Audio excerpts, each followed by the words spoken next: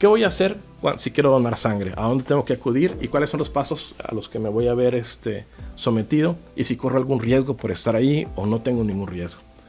Bueno, los pasos son los siguientes. Cuando una persona llega inicialmente y tiene la intención de donar sangre, lo que estamos obligados a hacer todos los bancos de sangre es a brindar información.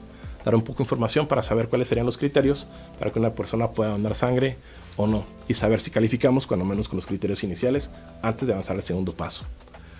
Una segunda etapa en la que se lleva a cabo el llenado de un cuestionario en donde prácticamente preguntamos algunos detalles relacionados a los hábitos y costumbres, así como todos los antecedentes médicos que pueda tener. Una entrevista médica y una revisión médica para solventarle las dudas que pueda llegar a tener el donador y para nosotros también averiguar detalles y hacer una revisión clínica para posteriormente pasar a la extracción. ¿Cuál es la finalidad de la donación sanguínea o de todos los protocolos? Es tanto proteger al donante, porque al final de cuentas también se lleva a cabo estudios para saber que el donante se encuentra en buenas condiciones y nosotros no generarles un problema de salud, como vigilar desde ese momento al receptor. Ya que, como venimos haciendo mención, el hecho simplemente de que vayan de carácter altruista ya nos empieza a agregar a la seguridad de que la sangre lo más probable es que esté en buenas condiciones. En esta primera etapa hemos comentado que tenemos los requisitos, que tenemos la información inicial en donde vamos a encontrar, y me gustaría señalar con esto de que no necesariamente el hecho de no cumplir uno de estos nos excluye, y es importante dejarlo saber, ya que existen contraindicaciones absolutas, relativas, temporales y definitivas. Y con base en esto podría llegar a haber un poquito de diversidad en las opiniones, así que no está de más siempre irnos a asociar. Por ejemplo, tener más de 18 años o menos de 65 años cumplidos. Hacer un producto de alto valor biológico, esto es lo ideal. Ahora, una persona por debajo de 18 años puede donar, ya que hay muchachos o mujeres de 18 años que están por arriba de los 50 kilos de peso, que tienen una complexión mucho más amplia que la que puede llegar a tener una persona que está dentro del rubro de edad. Así que con consentimiento informado se puede llegar a donar. Definitivamente no es lo ideal, sin embargo hay circunstancias y de ahí viene el carácter definitivo o parcial, o contraindicación absoluta o parcial, ya que si de repente nos vemos a la necesidad de un grupo sanguíneo, ya que estoy seguro que muchos de ustedes conocen el sistema AB0 y RH, bueno, hay una subclasificación, lo cual hace que la sangre de algunas personas sea tan rara como el 2% de toda la población. Y si tenemos una urgencia y es una persona que está en buenas condiciones físicas y demás, y probablemente está a unos días de cumplir los 17 años, bueno, se podrán llegar a hacer excepciones, claro, con la carta de consentimiento de sus tutores y siempre y cuando la persona lo disponga, ¿no? Al igual una persona mayor de 65 años, si se encuentra en buenas condiciones, si el tipo de sangre es algo muy necesario, el subtipo de sangre que tiene, pues tratamos de favorecer el que pueda donar, ¿no? Siempre comentando todos los pros y contras que nos podemos llegar a encontrar en el camino. Así que estos son requisitos, sin embargo hay algunas consideraciones que se hacen. De ahí que no se descarten de manera categórica al ver estas, sino aproxímense, cabe la posibilidad.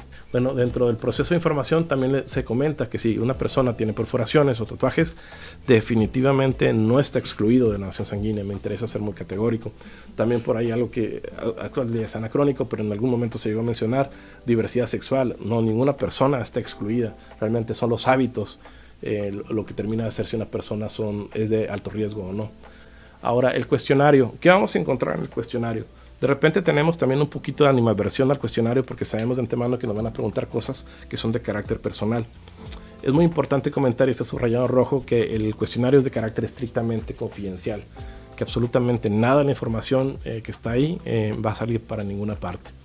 Y no porque necesariamente diga cosas prohibidas, sino, sin embargo, es por cuidar la salud, la confidencialidad, la identidad de la persona y no está pasando información, es algo muy importante.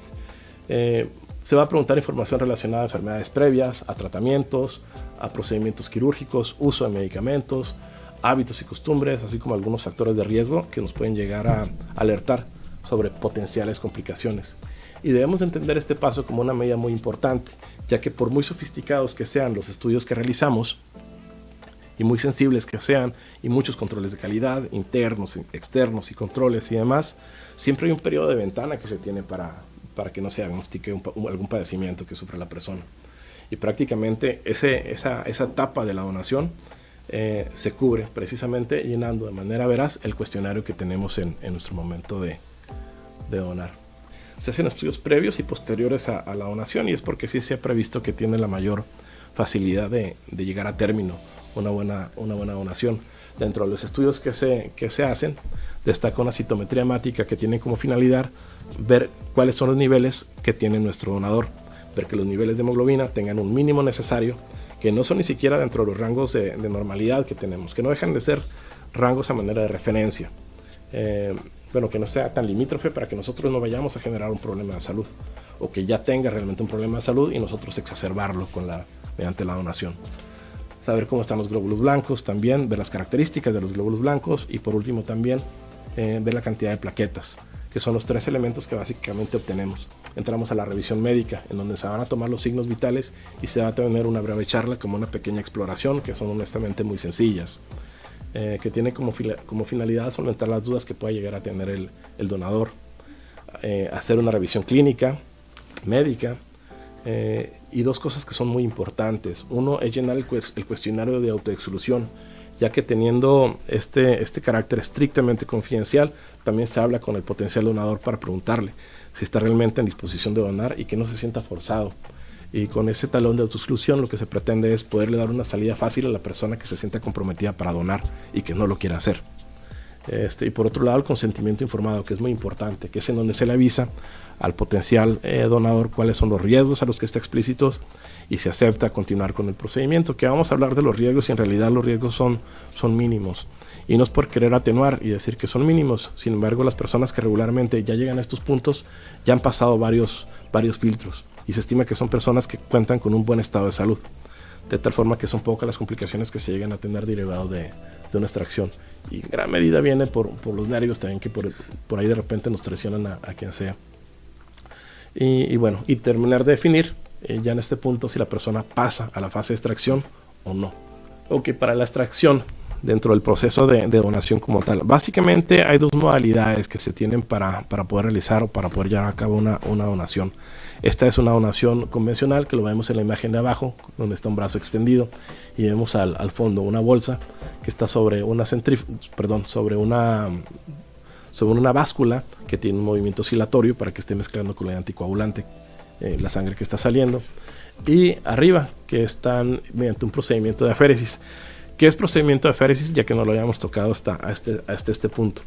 Bueno, regularmente la sangre se extrae de manera convencional, como vemos en la imagen de abajo. Es una donación convencional en donde sale sangre total y en donde, como habíamos explicado hasta hace algún momento, una vez que se obtiene la sangre total, se termina de centrifugar para obtener los diferentes hemocomponentes. Pero también tenemos la manera de extraer solamente uno de esos hemocomponentes, y de ahí que existen algunas variantes sobre qué tan frecuente puedo donar. Si es sangre total, la persona y es varón, puede donar hasta 4 veces al año, esto significa cada 3 meses. Y si es mujer, cada 4 meses, esto significa 3 veces por año, sin que necesariamente tenga ningún tipo de repercusión, o sabiendo que no tiene que tener ningún tipo de repercusión relacionada a la donación. Cuando es a través del procedimiento de aféresis, los tiempos se pueden acortar hasta 2 semanas, 4 semanas, para que la persona pueda volver a ser sometida a otro procedimiento. Y obviamente va a depender si el primero fue donación convencional o si el primero fue mediante procedimiento de aféresis, y el segundo si fue alguno de los dos o es el mismo procedimiento. Esa pauta ya la termina de tomar el banco de sangre. ¿Tengo riesgos por donar? En realidad los riesgos son bastante limitados. Lo que puede haber es una lesión vascular que se la puede sufrir cualquier persona, ya que al final del día no deja de ser un procedimiento cerrado, es poner una aguja en un vaso sanguíneo, y a veces se puede llegar a lastimar, no necesariamente por la capacitación o lo ávido que sea la persona para realizar la flebotomía, que es la extracción, sino que a veces también el vaso sanguíneo se cierra poquito. Son cosas que honestamente la tenemos muy graficada, todo el tipo de situación la tenemos que tener documentada, y que no son frecuentes, para ser honesto, ya que al final del día también se revisa el acceso vascular, ver que la persona tenga buenos vasos sanguíneos. Si no, desde el principio se le avisa que no es candidato. Y por otro lado, bueno, el extraer una cantidad de líquido que son 450 mililitros más menos el 10%, que puede ser arribita de 400 o como máximo 500 mililitros, puede hacer que la persona pueda llegarse a sentir de repente un poquito hipotensa, un poquito mareada, que podría ser el efecto secundario más frecuente, pero que no deja de ser raro, incluso por literatura internacional y por experiencia que tenemos en el banco de sangre.